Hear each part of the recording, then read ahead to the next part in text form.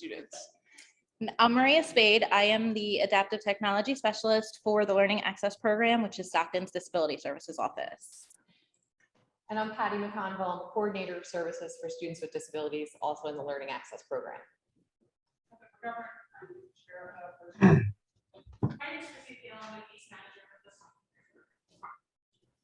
So we had wanted to put this presentation together. We actually meet regularly as a team to go over some of our high-risk students and unprepared students. So the intent of this presentation is kind of to give you an idea of students that you may see in your classroom and some things to kind of help you on how to work with them, resources available to them, and then what we do behind the scenes when you actually make those resources.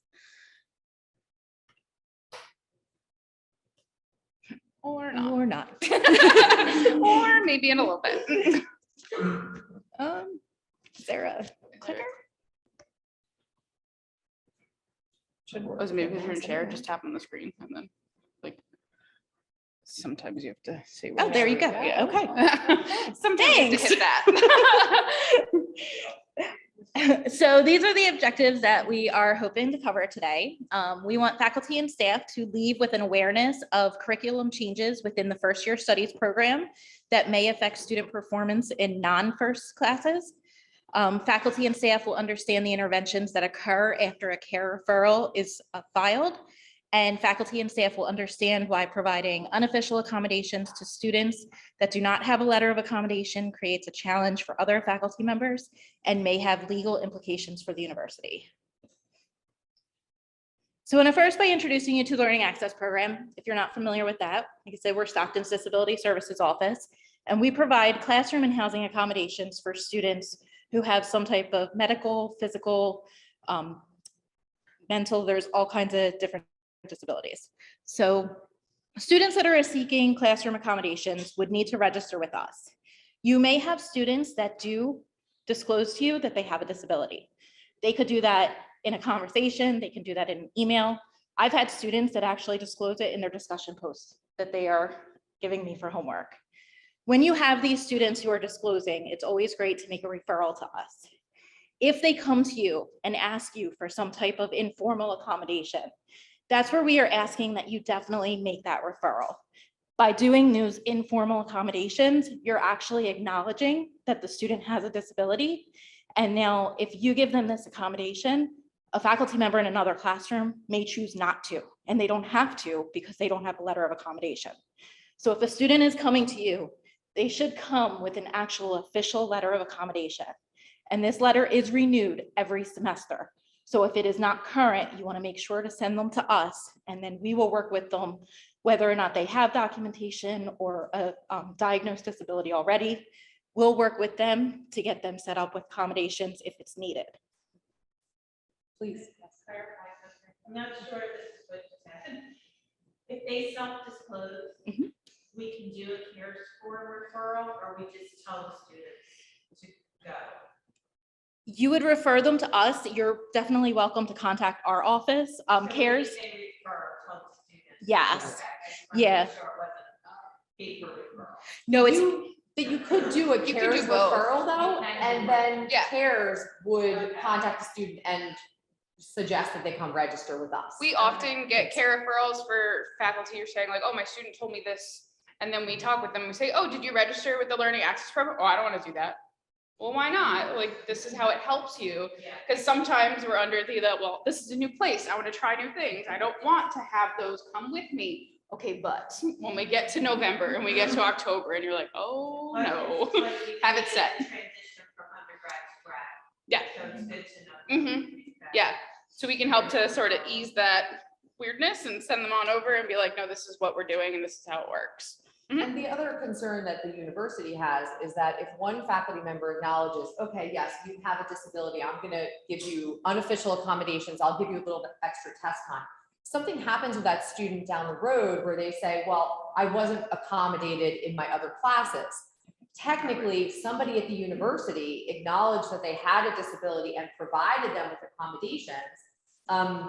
And even though they were, kind of unofficial accommodations, that student did technically notify somebody at the university that they needed those accommodations, And then they weren't accommodated by everybody at the university. So that's the problem we run into, is if you're an employee of the university, if you provide those accommodations, you are a representative of the university acknowledging that the student needed that assistance.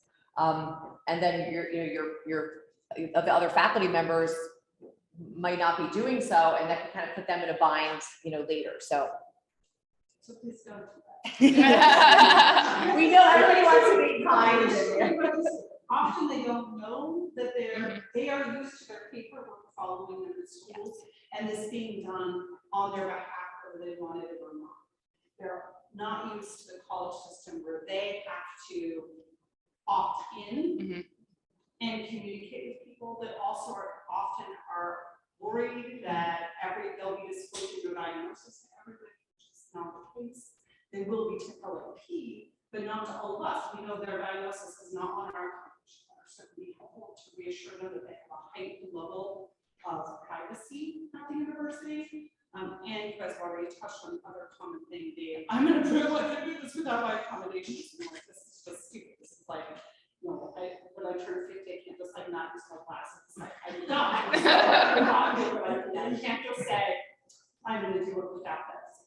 So whatever power, which local power you have, and that's gonna go further if you're not informally accommodated. If you stand firm on I want to help you, but this is the mechanism.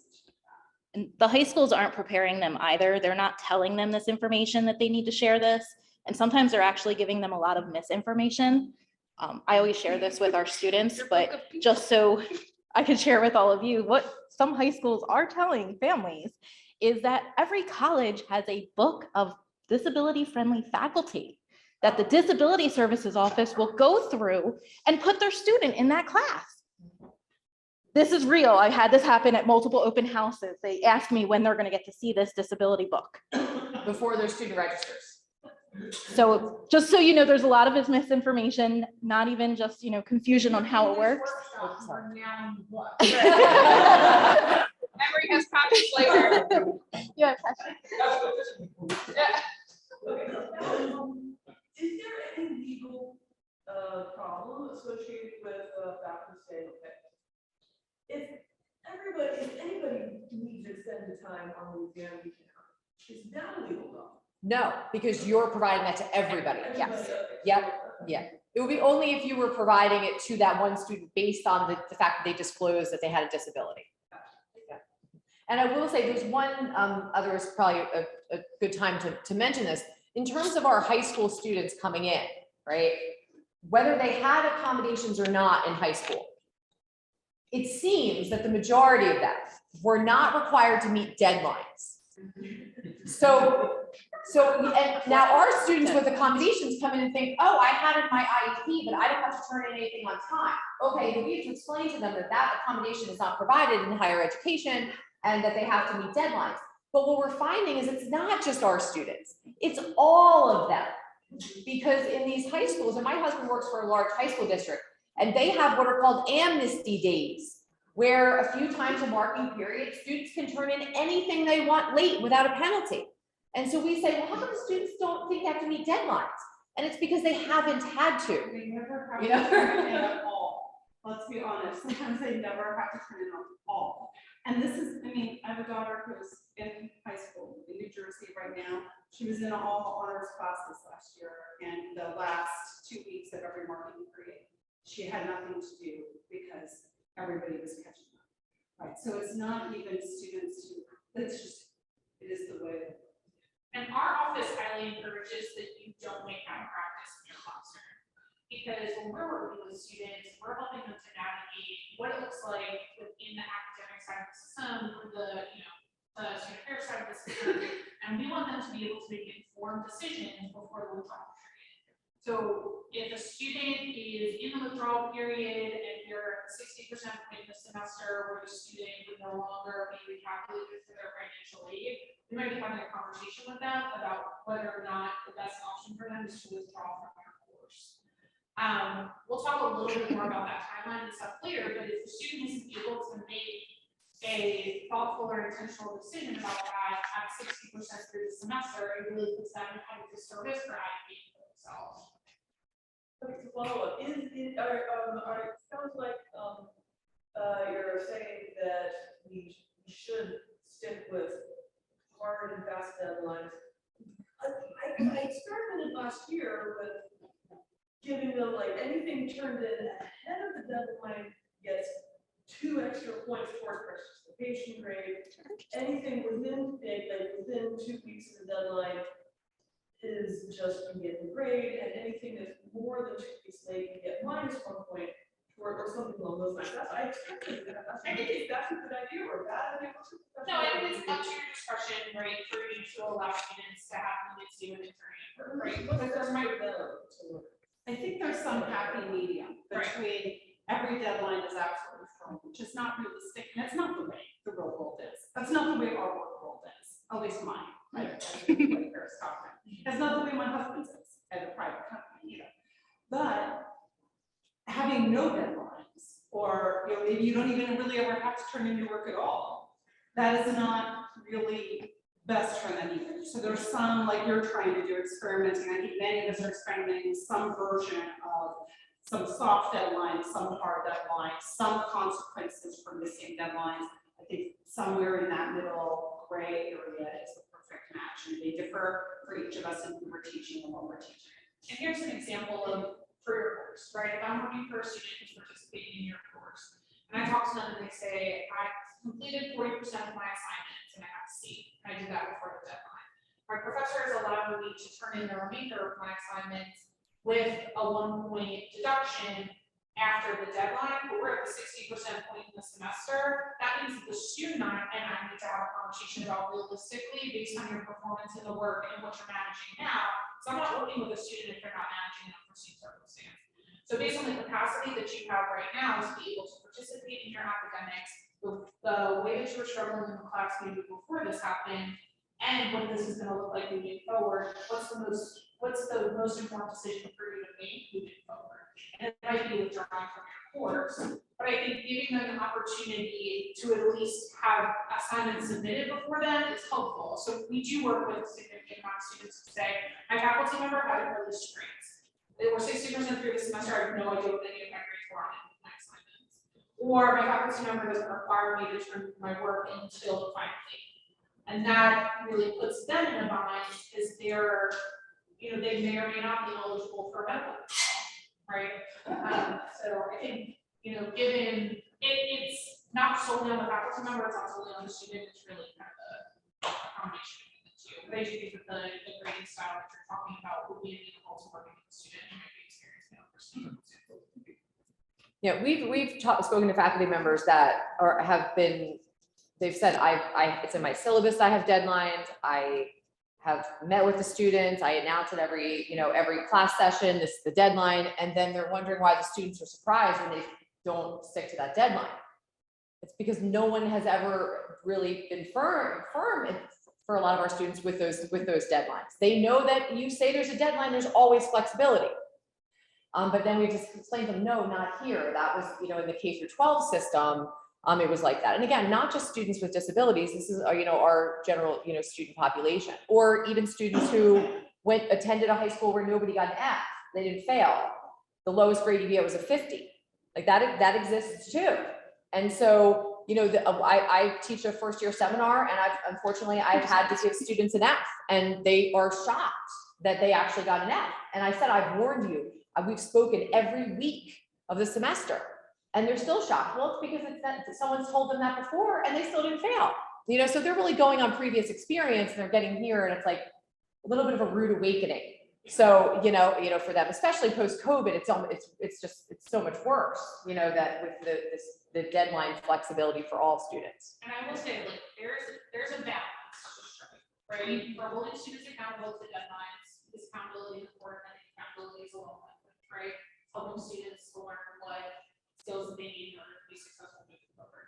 There's a difference between that and writing, I will not give you any complete and shouty capitals on your system. Because those folks come to me and they're like, well, I don't know why the student didn't come and just ask me for the parent time. I don't know why the student didn't come. Happens all the time. I've done Yes. All the time. So All the time. Right. It's like, I don't understand why the if you attach copies of your syllabus to every care referral that you put, I wouldn't have asked you for one either, right? So, but you know, there's students in Fahrenheit where they were hospitalized, or you know, and it's feasible given the style of your class for you to extend them and complete. They're 60% through the semester, they're doing more well. But of course, the students didn't come and talk to you about it, which is what we would encourage them to do in our office, is to have a conversation about the potential for an incomplete, if that's the status that they're at. Of course, they didn't come and talk to you because you set a barrier between you and that student in your communication with them, which I'm sure you read over on some of these. So we do have a question online. Do students with LAP have to take exams at different specific locations, and who decides if students need more time? So for number 2, we'll start with first. So a student would come to the Learning Access Program with documentation and have an intake appointment with one of our coordinators. And based on that, that's how the letter of accommodation is determined. So it would be the coordinators who would be determining whether or not the student had extra time on homework.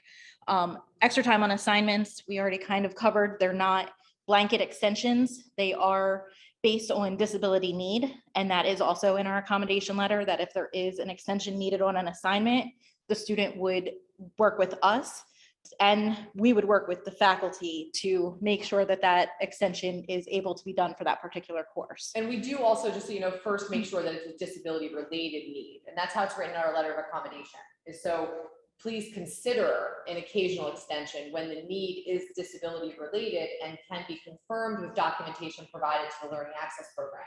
And then we explain to the student that if they would like to request an extension, we need to confirm whether or not it was disability related, and then make sure that that is reasonable and is not going to fundamentally alter your course. So if there's a sequence of assignments that have to be done, we explain to the student, well, no, you can't have an extension on part 1 of that assignment because you then can't move forward with the rest of the class. In that situation, it would be unreasonable. So we explain all of this to the student up front so they understand that every extension is addressed on a case-by-case basis and a class-by-class basis because it's going to be different for every course that they take. And in regards to exams, so there are 2 different type of exam accommodations that could affect the location. One would be time and a half or double time on exams, depending on the student's accommodation and whether or not they had distraction reduced testing. So if they have distraction reduced testing, we recommend that they take it in our location because we work to ensure that it's distraction reduced. And some locations like the hallway or a faculty office, which are often tried to be used, are not really distraction reduced. Time and a half, if the faculty can accommodate that and the student is okay with that, taking it in the classroom, the faculty can stay after or come early, they're definitely welcome to take it in the classroom. But we will proctor it if anytime that's needed.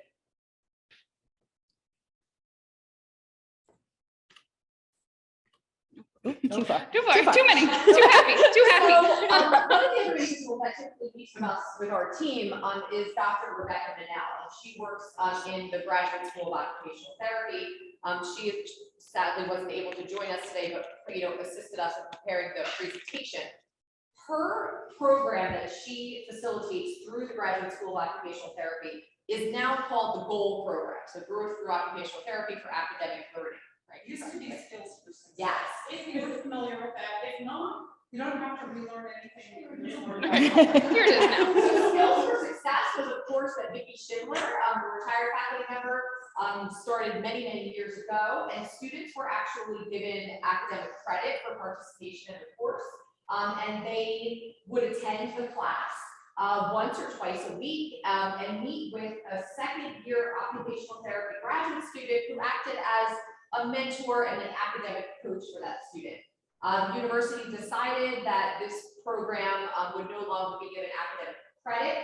And so during that transition, Becky Mannel, we decided her and her OT students decided to rename the program the GOAL program, and students are now still able to be provided with a mentor, but they're just not receiving credit for participation.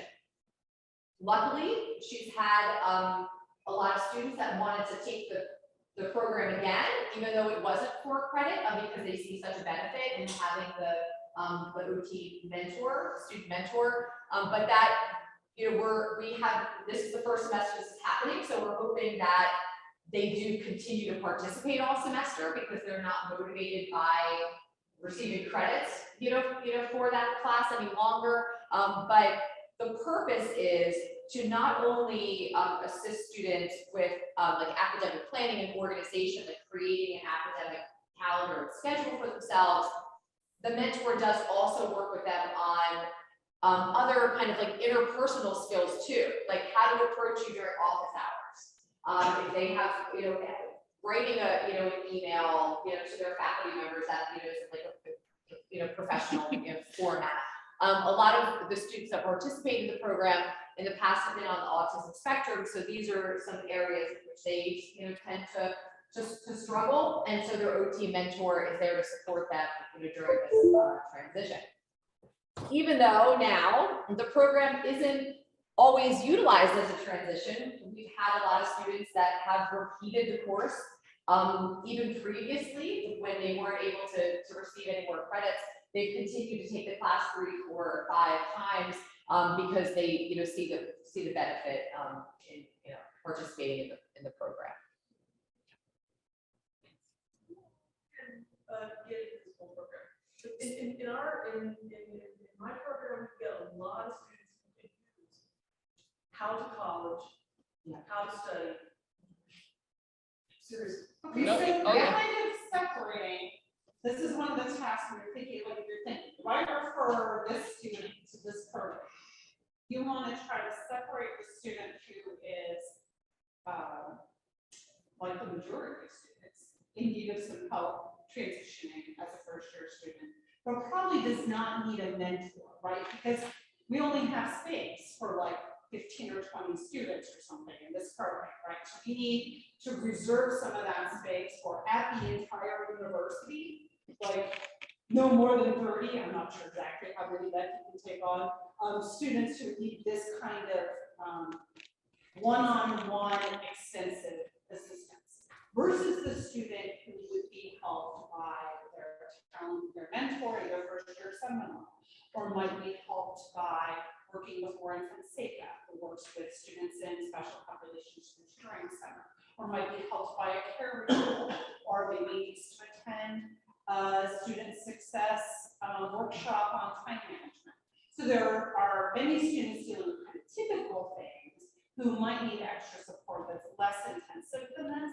So this is really for students who, primarily students who have learning disabilities or mental health or autism spectrum diagnoses who need this kind of help more intensively than like every student would benefit from it. And honestly, almost every student would benefit from this. But we can't provide this to every student. So we're talking about like trying to filter out. If you're not sure, that's when you do a peer referral and you describe what you see, and then that's some of what we discuss at our meeting. Like who should, what sources of support do we have at the university, and how can we match this student with the right levels? And she does always have a waiting list, but she does try to, if she can't get people in this semester, consider them for the spring semester. So, even though there's a limited number of seats, she does her best to try to fit everybody in at some point. And there are some other resources that our office has. I do have access advocates that work for me that do workshops for students that kind of are more on that line where they need that assistance on how to take notes, because they didn't have to take notes in high school. They were given a piece of paper with everything, or time management because they had no deadline, so they don't know how to manage their time. Also on test anxiety, because test anxiety is not a disability, and a lot of students face just test anxiety. So kind of how to manage that and some like tips and techniques that they can get through when taking an exam. So that is something that we do offer throughout the semesters that any student can come to. So that might also be a good resource for you.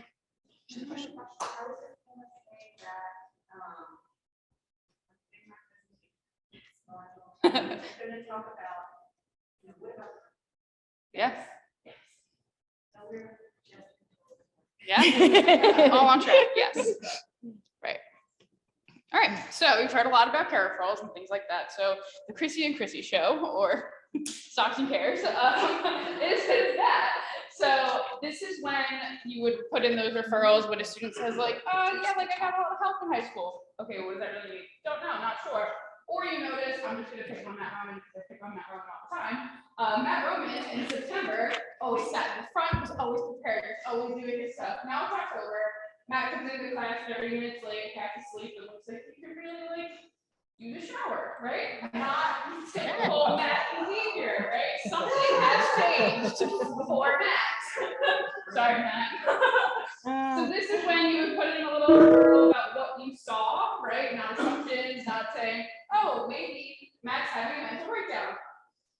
How do you know Matt's having a mental breakdown, right? All of these other things, but there's other areas of concern that could be. A student may come to you and say, I really want to take your course, but I can't afford your textbook. Okay, let's dig a little bit deeper into that and how are we eating food? Do they live on campus? What are all of those things look like?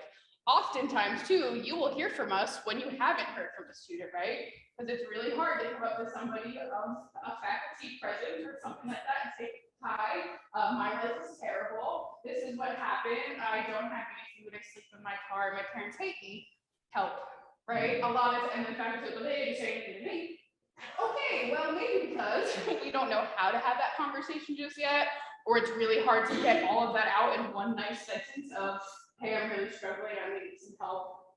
Can you help me? So all of those things together are what we work on with students. Oftentimes, we get students who need to be referred out to our other friends, right? So we like to think of ourselves as home base. You send the student to us, we have a conversation, we say, you know, who you could really get in touch with, who could really help you?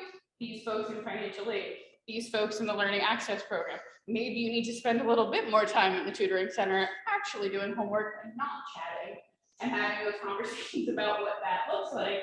So that how do I college? Great, here's let's do this, let's make you a schedule. Let's make sure that when you're scheduling your courses for next semester, we don't have 3 labs because you just can't do it. But to be honest with them and make those skills. So while we hope students come to us, get the help that they need and develop some skills, we often see some repeat people. I have a person who I meet with every single Tuesday because that's just what we're doing and how it's going. But making those referrals out to folks to be able to get them to be as successful as possible. We also too have the challenging conversations of, okay, you're really navigating this hard circumstance. What does it look like for you to continue here? Are you not continuing here? Are we taking a pause for right now? Do we maybe need to take some medical withdrawals? Do we maybe need to look at incompletes? So all of those things together, being able to move that student to the next point and get them connected to resources, whether it be on campus or off campus. So we have connections within the community for outside providers and things like that. Other services that are not specific to Atlantic County, because we have a lot of people coming from other counties, so making sure they get connected there. But it's the helping out how to college and then having those hard conversations, particularly when we get care referrals that says this student should withdraw. Why, how, where are we at, how are they doing, why are we just, they should withdraw. It's really helpful when we get a lot of information in a care referral, but also the early and often. What is not helpful is this student all semester long has slept in my front row and hasn't turned anything in all semester long. Well, now it's December, right? They're probably gonna get an F, which is gonna impact their GPA, which might put them on satisfactory academic progress for financial aid and might maybe not be able to live on campus anymore. So the earlier and often we can intervene and get in their little bubble, sometimes it's really hard to get in their bubble, and that's when we will show up in your classroom. I email Heather McGovern, I'm stopping by today, just gonna grab this friend, here we go. Or show up in their residence hall, hey, can you walk this person over to my office? Let's get it going and let's get them connected. Sometimes we have folks who leave us, and that's okay, but we want to make sure that they have the best information to make the most informed decision about how that's going to impact the rest of their time here, the rest of the semester, or whether it's not here. Yeah, I think, you know, Chris gave some really good examples of some of the instances that we work with students for. But 9 times out of 10, the student that needs to be referred to our office is showing up in your classroom either as the person who doesn't submit work or the person who stops showing up. I think it's really challenging to say, no, please don't try to work on the perspective, particularly the facilitator, in, what that person might do. But people don't do things outside of their best interest because they're what? The student's not choosing not to show up to your class and putting themselves in debt in order to be here and just not showing up and participating in your work because like everything is cheap, right? Even if they present as someone who, is care or present as someone who, is very involved in their on-campus clubs and organization, who just is participating in your coursework. Like they're not engaging in that behavior because something good is going on. Those are the times where we can really support and help a student to navigate a lot of times with their resources. We pull a significant amount of data from parents. Oh, If yeah. they're interested, let me know. We have all the numbers. All the numbers. If Paris has contacted you on behalf of a student, this has happened to me and everybody I work with pretty much, and asked for an accommodation. And maybe that student is misrepresented. They stand in the classroom, we're getting really mad at our colleagues in Paris. Just explain the actual context, because they may have said, as students do to me all the time, I'm doing fine. Everything's great. What grade did you get on your first paper and said you came spots? Well, 55. Okay, well, that is not passing, so that's not good. You had a second paper. Well, I haven't turned it in. I think it's under the chat. Okay, Yeah. so what you're telling me is you have an app. There you go. Zero. This is not good. But what they say is, I think I'm doing fine. I'm gonna get at least to C or B in the cup.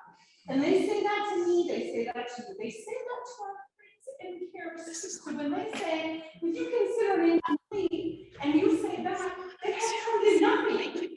That is probably not what the student told, right? Because Christy are not reaching out to November, knowingly saying the student was done nothing and incomplete, right? It's because they're under the impression that the student has actually done something.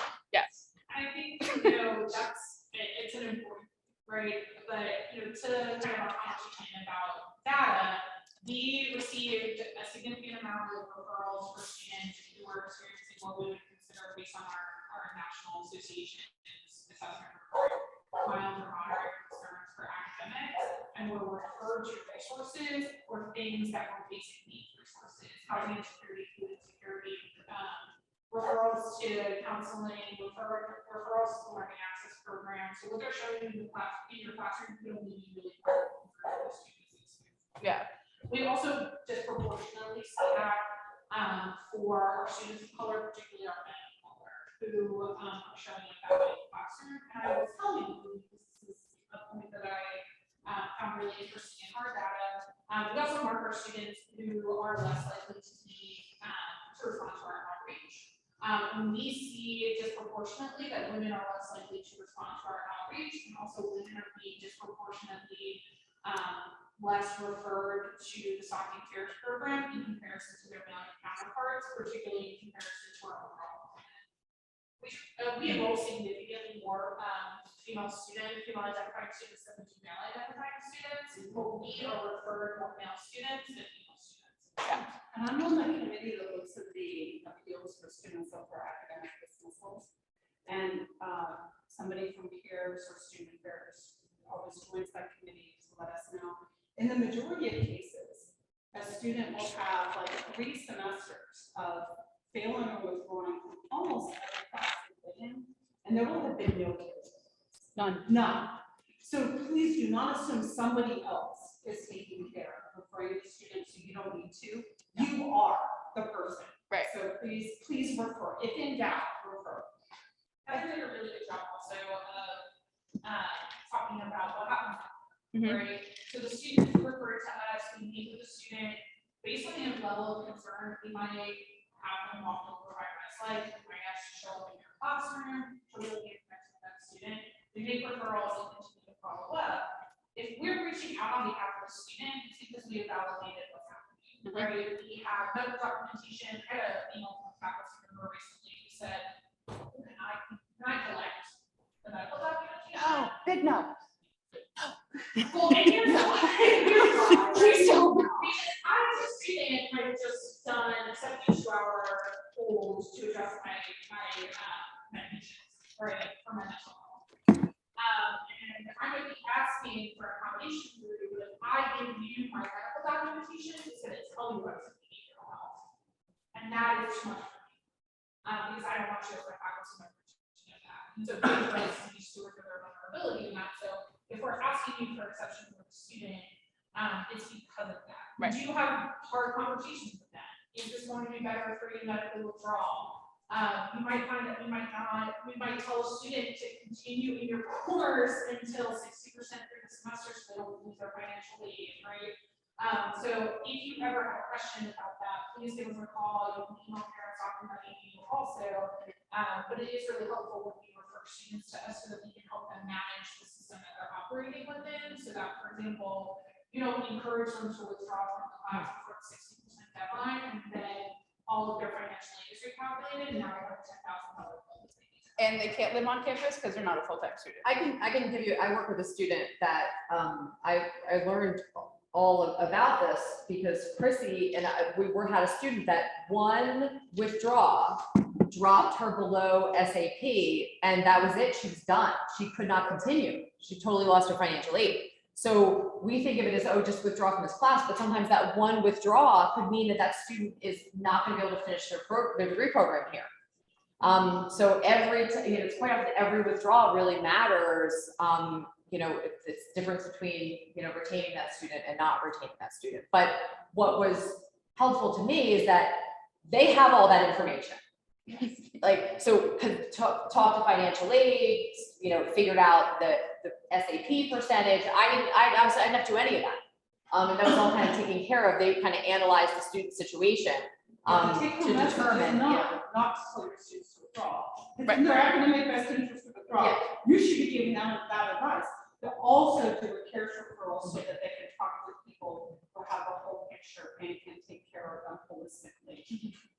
It might matter by when they, withdraw. Sorry. We have a lot of questions. I'll start with Chrissy. It's actually a comment. Sure. Just a reminder that the CARES referrals don't end at your classroom association with that student. Accurate. If that student works for you, or if that student's in your club, and you find out that their family home just burned down, or like they're having ills academically, you can submit a CARES Yes. referral. You don't have to be their professor to do that. Yes. They can submit one for themselves. Yep. And like to show students that they can do that, because maybe that's their way of asking for help. Yep. Our highest amount of referrals, our highest number of referrals are from faculty, and then our second highest referral platform is students for themselves and then students for each other. And that's followed by Res Life and University Police, who use that form anytime a student is hospitalized. So like, just keep that in mind, right? Like if a student is expressing to their RA that they're experiencing mental health concern, the RA is training is to submit a care referral, and students are submitting for themselves and for their friends at a higher rate than like what structurally you would anticipate. Yeah, do you need permission to make a CARES referral? No, that's a great question. You do not need the student's permission to submit a hair referral. It does help. It does help because when we have that conversation or we reach out, because we send this like happy outreach of, hey, someone's concerned, like come meet with us. Why? Who told you? What happened? Right? So sometimes they're very taken aback by that and they don't want to come tell us all these things. But it's like, hey, I really noticed that you're struggling with this course and it seems like there might be some other things happening. I'm going to submit a care referral. So if we get outreach from the office, they're going to talk to you about all of these resources and things that they can help you with. Doing that way. The care referral form, it's very important to note, is that we do not monitor this form 24/7.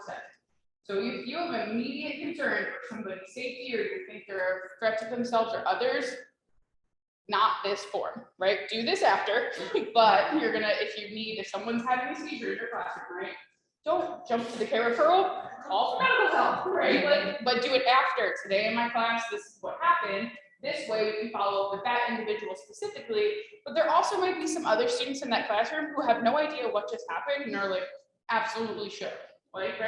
We need to also reach out to those folks as well. So if you have an immediate concern for someone, not the first place you go, maybe the second, maybe the third, and you can access it at any time It is also in the Go portal in the faculty tab right there as well, where you can find it on the How Do I Report page, the DU Students website, or just type paraprofile on Ashley Jones. And also just keep in mind there's an anonymous, Yeah. so when we approach students, myself included, we can keep their name out of it if that's something that you're comfortable with. Right. Or just approach the situation and then we'll get it going. Right. I think I had an issue with that one time. Right. Because the student was only taking one class. Yeah. In your course, the one course you take. Yeah, so if that's the case, and like, for your referral, we can read by like. We know our that one, conversation and with the no. Student, and they just post this thing, and I want to remain anonymous, we'll reach out to you and say, I am concerned, if they haven't disclosed this to another person, and kind of suss out what you did to realize how you might feel comfortable with me approaching the student. So if a student requests an absence or misses a class for medical or mental health reasons, we should have a certain documentation. To health services. So it's the same form. Yeah, you can put it in there. There's also, if you go to the How Do I Report page, so it's like mostly new, the How Do I Report page, literally every form of reporting that you probably need for any situation. The very last bottom part of that form says absence from class. They can put in what class they missed, when they missed it, and attach documentation. We receive a copy of that, but all of the medical documentation goes to health services. So we can both look at it and say, this is real, and then send you out a notice. And in fact, we should not be in the business of asking students for documentation for funerals or medical, that just don't do it. Right. You can ask that they provide that to health services. I'm not saying just like give them every extension they want. You can ask that they provide documentation to the university, but you can show them that form and they can do that. And that has the advantage that they can provide it to one source. And those people can reach out to all of us like they do, right? Rather than needing to provide it to every faculty member.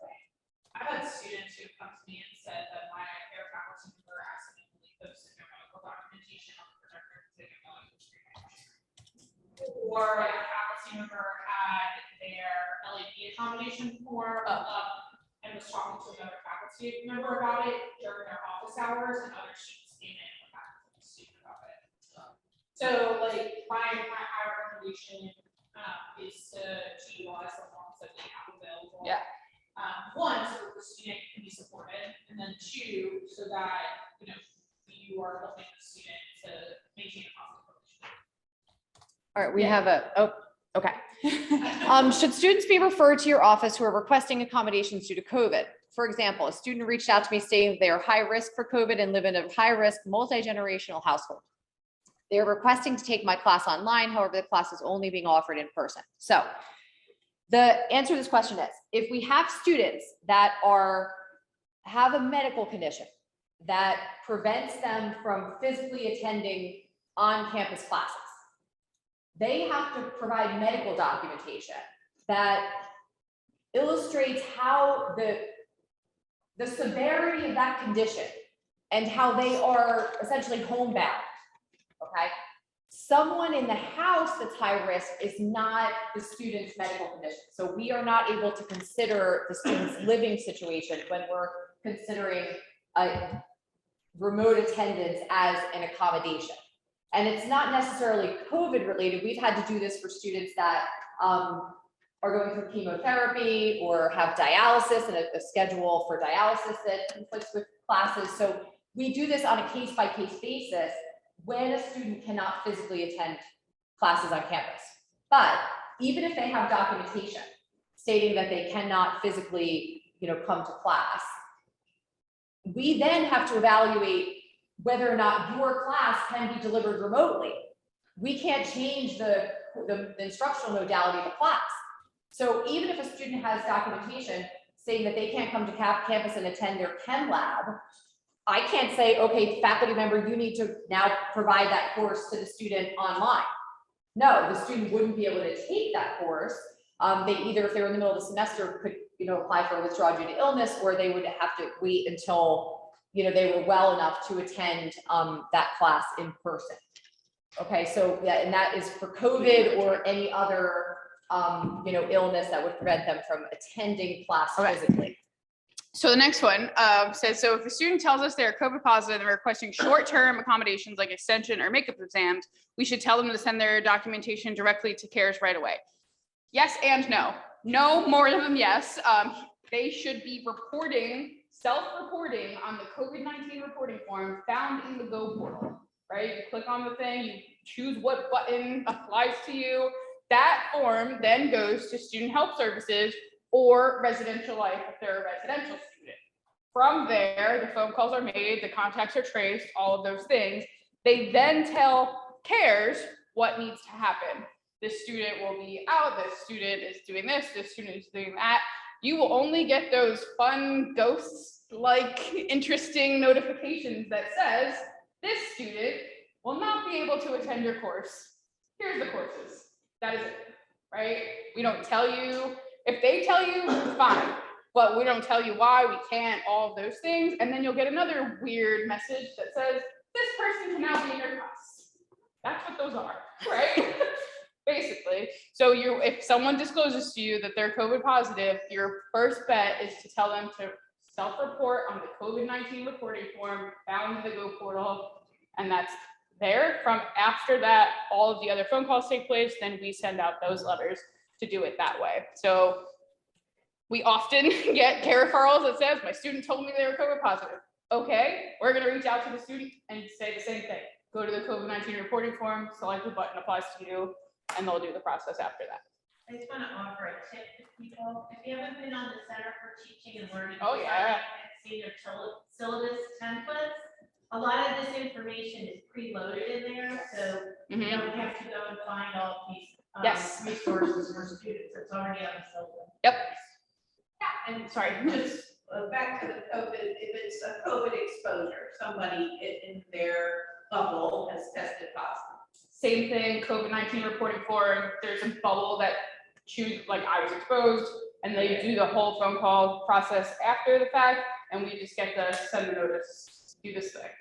But What Yeah. if they don't do it, and we may have covered it, but I have images. Yeah. maybe they're not doing it, right, and then the responsibility, right, perhaps, then do we do any action for, like, the person keeps showing up, or Yeah. doesn't show up, right, so then how do we, you know what I mean? Yeah. Is there a button for us to report it, let someone report it? Does that make sense? I think that would be an appropriate time for you to make a referral. Yeah, that's a care Like, referral. students closest to me, and again, like, you're describing how in the same issue for any care referral, the student describes things they were COVID positive, I respond to the email, like, reporting form, the student is still not attending my class, but I haven't received documentation, here's yet.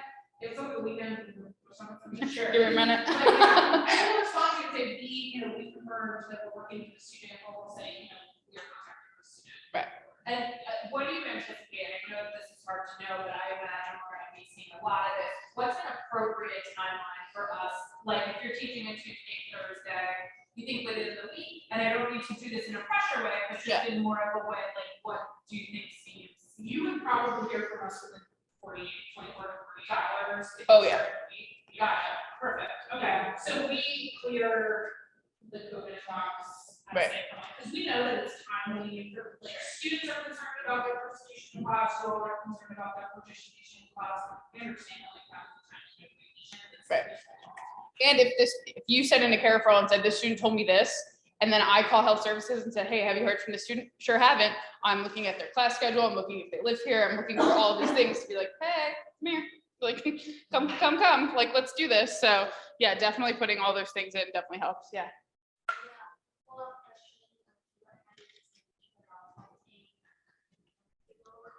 Yeah.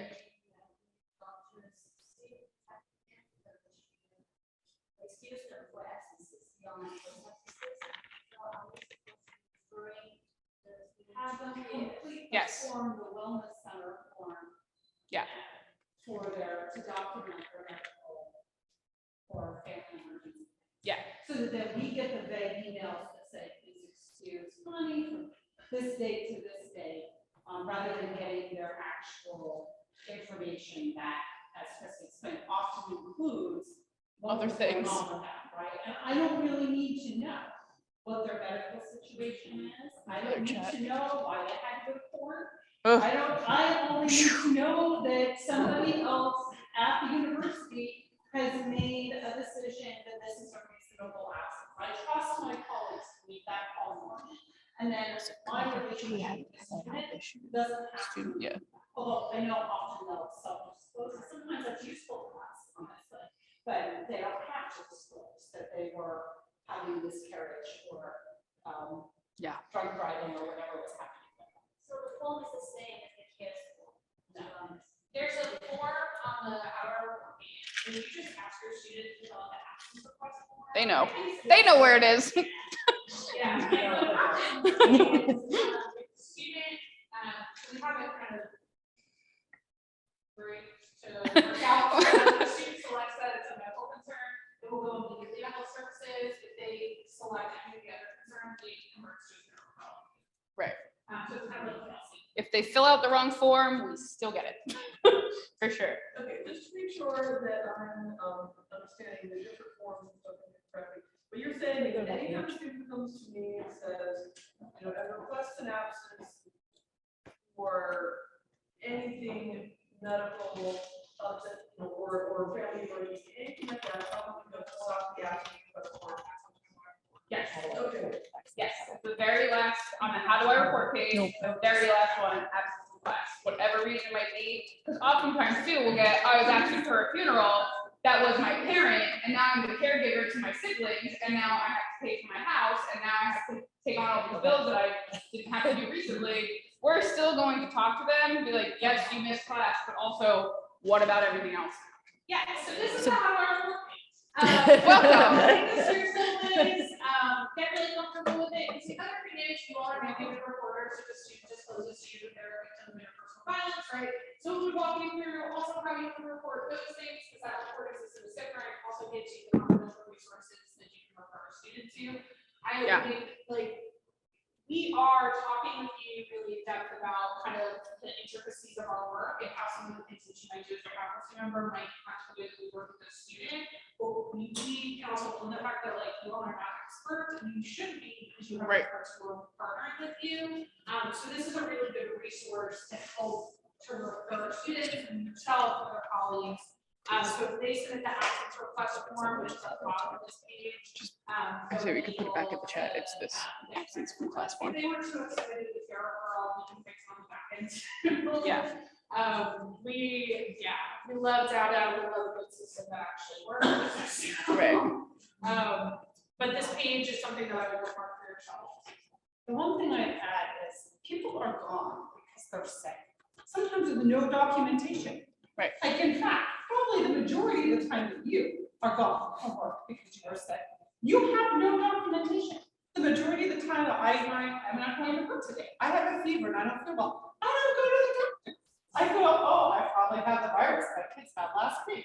And they were in 2 or 3 days, right? So I would beg for some level of, if they say I'm not feeling well and they're going to miss a little bit of time, just going along with that and not like requiring these formal documentation and it's going to be an extended absence or for a student with repeated absences, rather than like the kind of ordinary you're a little bit sick this week. Because they really probably can't document that, right? And neither would you probably. Like maybe some of you, maybe some of them always go to the doctor every time. Good job. I don't think that that's the real world, and it would be nice. You would want your employer to believe you, and I would want to believe my students. And yeah. So in the interest of time, I know we have a lot of additional questions. Give me I after. want to make sure that you have enough time to explain Oh, the yeah, what's deferral happening? situation. So, because this is a really important piece as well. Yeah. Right, so. So this is what we have a lot more first-year students this year. For those of you who have not been working orientation or registration, first-year students are up, intentionally up.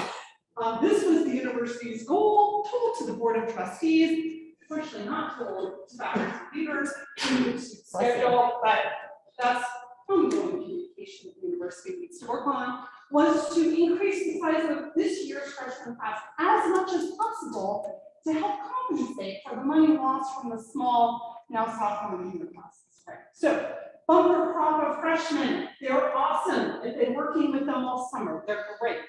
However, university hasn't really wanted to hire more faculty. Students is a bumper crop of freshmen.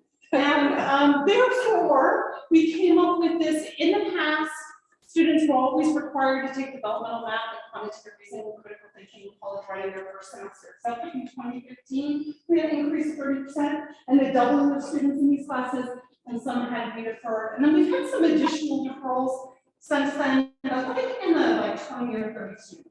In May, when I looked at the admission report, I went, oh my God, we're going to be short like 126 in some of these classes.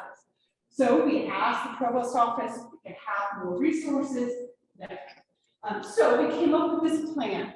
So many students who normally would be taking developmental math or quantitative reasoning or critical thinking or college writing in the fall will be mandatory for them, will not be, because we do not have seats. It is not as bad as it once was, because around the beginning of August, the administration suddenly said, oh my God, these students don't have seats. We use space, which has resulted in my being my job. Again. However, it also resulted in many more students getting seats in the classes we were in. And then I got to look at every schedule and personally invite and complete students to pay. A long story, but one part of this that's relevant to all of you is that you may be used to assuming that the student you have is in a first or summer. Some of them are not. They can't be. We don't have seats for them. They cannot be because we don't have a seat for them. Which means they're not getting the library information that's embedded in their first year seminar. They're not doing the common reading. They won't know about first year communication. They won't be invited to the local library. They're not being told how to contact a preceptor for advice. So if you teach classes that have heavy first year student enrollment, and you can help be our backup plan, provide any of that information, but also just be kind and empathetic as they stumble around the system and don't know things. Why would they know things, right? Every semester now, and I had to teach for like 20 years in higher education before I went, oh God, I've told my students this explicitly. Some student says, well, I tried to talk to my faculty member, but they weren't in the classroom. They've been in school for a long time. The faculty member stayed in the classroom. If they wanted to talk to their faculty member, they went to the classroom. That is not true at the university. We rotate. We don't own the classroom. I'm not still in F-113 hours later. How would they know that? Have you ever told any student this ever? No, they have to intuit it from the Easton University. So be explicit with them about what's happening and be aware that if you're in these schools, students are quite likely not taking math yet. And if you're in these schools, students are quite likely not taking their first year seminar. And if you're in NEM, students are quite likely not taking writing. It's now like kind of 40-60 or something, because we've been people that were university students, but it is going to be a little bit messy. And students won't have the same foundation this fall, which means they also won't have the same foundation this spring, which means students might be taking developmental math in the spring and taking quantitative next fall. They have to repeat those. They could be in their junior year, so taking their first year math requirement. True. So just be understanding as a preceptor and a faculty member about how this will impact students. Under and did you? That's digital studies, brand new major. awesome. First, 113 and 1703. Yes, yes. So because in the past, we've done it first come, first served. If you're at the end of the line, you might be screwed. You don't get all 3 classes because you came to us in August for you. So we decided to be proactive with these hundreds of students. So instead, we said, well, you know, arguably, if you were in visual arts or criminal justice, maybe it will impact you less to delay your math a little bit. Maybe if you were in NAMS, it will impact you less to delay your writing a little bit. So we used some curricular logic to try to do as the least bit of harm as possible to students, understanding that this performing arts student now goes another many months forgetting the math they did in high school. Like, it still has real impact for them. We're not doing no harm. We're trying to do the least harm possible to students. And remember, these students are in these classes because I hate to use the test into, because of their test scores. So these are already our students that did poorly on the AccuPlacer or did poorly on their SATs. Those are the students that are then not going to be able to get a seat in critical thinking and reading, a course they're only required to take because they don't do well in critical thinking and reading and college writing, developmental math. I've never seen as many 200s, that's zero, on the reading comprehension test as I have this summer.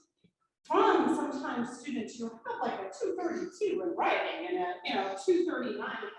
So I truly think that a lot of students look at the fact they're going to have to read like a couple of paragraphs on the test and just go, that looks like a lot of work, I'm not going to do that. I'm thinking if they did that on their placement test, they're going to do that with your homework in your classroom. So you probably should be ramping up all of the tricks you have to try to get them to actually do some of the reading. This is probably one of the things that Cindy's going to talk about at the next session. Yeah. So I know we're out of time, but we wanted to put up some resources that you may not be aware of. There's a non-native speaking class. So anyone, if you want to identify students that might need this before the add drop period, they could take that class. Open educational resources. These are courses that are labeled as Z courses. They do not have costs associated to textbooks or course material. So those students that have those issues with, living in their car or can't eat, these are courses that you can refer them to that are not going to cost them anything additional other than their tuition. There's a lot of student affairs programming, the GOAL program, Writing Center, Math Center, Lauren Fonseca. So I hope everyone got some great information. Yeah. Go ahead. Yeah. So, normally I check it, all my grades. I would check in with students halfway through the term. I would give them all their grades according to the red census syllabus, blah, blah, blah, and say, you're failing, and then they would, oh, I think. But since it's been very stressful, and I have the evidence to do that, I noticed there was a student in one of my classes who kept not showing up, and I kept emailing them, and it's been, oh, I'll be there the next day, and they never show up. I saw them maybe like one time before spring break, and finally she wrote me and said, I've been throwing up all night, and I don't need it. And I was like, what the hell? So I was like shocked out of my, whatever, numbness, and I did a care referral. She showed up the next time. She showed up at my office. I don't know what you did. Oops. No. Can you look at this thing? I'm trying to catch up with it. But she missed 2 months of stuff. Normally, I would like, you haven't asked. But, whatever. We ain't done it. So she did everything. I had a gallery show, and I wanted to make that convincing she would send the gallery show.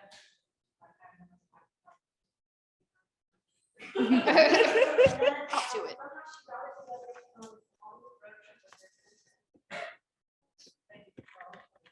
Anyway, I was like, I don't know what you did, but totally great.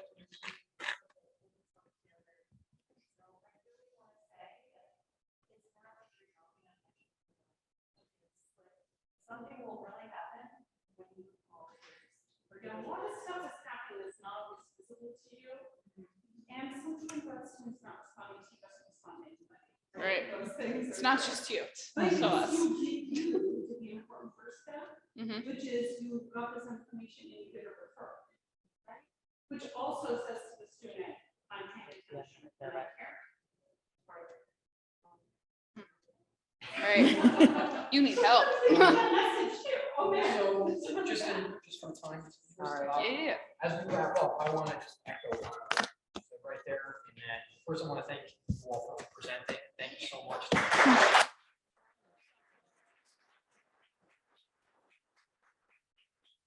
I want to thank them too from personal experience, how amazingly helpful you are in those challenging situations with students, especially in English. So thank you so much. No problems, we're here Yeah. for. So, and then if you have any additional questions, just for time's sake, because you can't answer them right now, you can bombard them with emails and stuff. The next 10 minutes you could use. Thank you, everybody.